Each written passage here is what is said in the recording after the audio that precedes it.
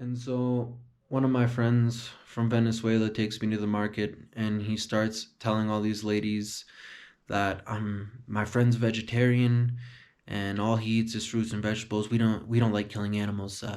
Just give us what you can.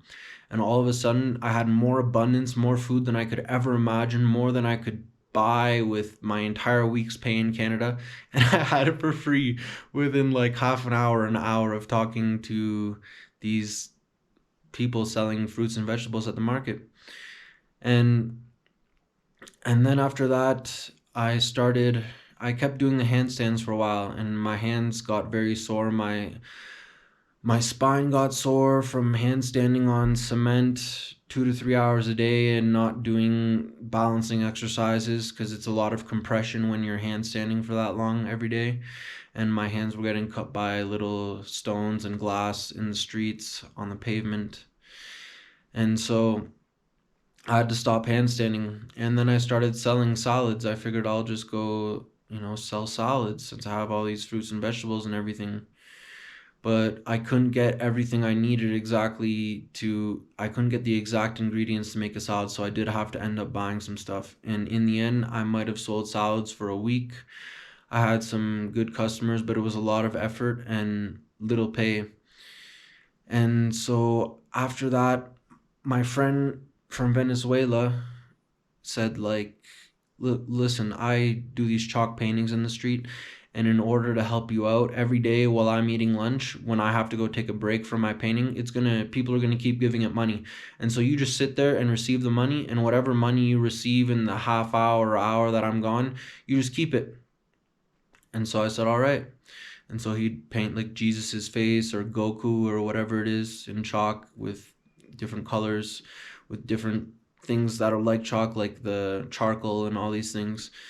And so I would sit there at his painting and I didn't know what to do for half an hour, just sit there and receive money. And so I really liked meditating before I left on this trip, and I realized I can just meditate. I'll just meditate while I'm waiting for him to come back and receiving all this money. And so when I started meditating, I felt like the more I meditated, the more I was actually receiving, that it actually added something. And after a little while, I told my friend, I think I can just meditate in the streets without a painting and people give me money. And he said, yeah, you can, do it, do it. And so I started meditating in the streets and I started paying everything with way less effort, just through energy. People were paying me physically for nothing, for the energy. And all of a sudden, I was richer than the handstands. I was richer than selling salads. I was way more rich than working in a call center or going to university in Canada and getting a degree in honors physics. Nothing that I was able to do in Canada compared to this level of wealth and freedom I had accessed. And so, what could I do other than keep meditating and go on my own trip? Eventually, I had to leave my friend behind. We had our differences. He showed me all he had to show me in the time he could, and very thankful for that. And it was my time to continue on my own. And I had an invitation in Facebook from a Shipibo native in Pucallpa in Peru who was saying, come to Peru, come to my native town called Santa Marta, and I'm gonna buy all your fruits and vegetables and you're gonna drink ayahuasca for free, and I just want you to do promotion on your Facebook so I can get other tourists to come here and we can, we'll help each other out. And I said, okay. I said, give me a moment. I'm just starting on this trip. I want to go to the coast of Ecuador, go to the beaches, do some things, and then I will come to Peru for 2 weeks or a month or something. And so I'm just getting ready to go to Peru. I'm right near the border and everyone's talking about coronavirus, COVID, everywhere. And I'm joking about it because I had heard about something called Agenda 21. And so I heard this was all planned, that there was going to be a pandemic in 2020. And I heard this in 2010 or maybe even a year before that.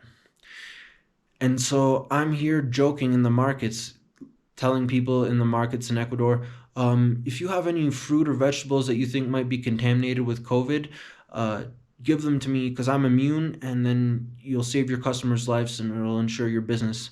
And people would laugh, and some people would say, no, my fruit doesn't have coronavirus. And I would say, I think that pear has coronavirus. How about that pear? And they would laugh and they'd give me the pear. And this was like me starting to learn Spanish, so I barely knew any Spanish. I had memorized how to say what I needed to say in the market for this, and I had a good laugh. And so I'm right near the border of Peru in southern Ecuador, and just as the quarantine's about to start, I say, fuck it, I'm not going to fear anything. I'm just going to go across the border and see what happens.